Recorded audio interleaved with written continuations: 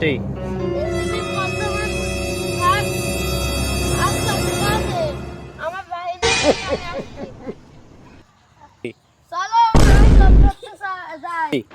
Hello, আপনার কিছু হয়েছে? একটা মামপাত হয়ে গেছে। মামপাতটা খুবই একটা বিখ্যাত জিনিস। আমি থাকতে এটা চুরি হলো কিভাবে? আমি এটা কি হ্যালো, আসো না। সেই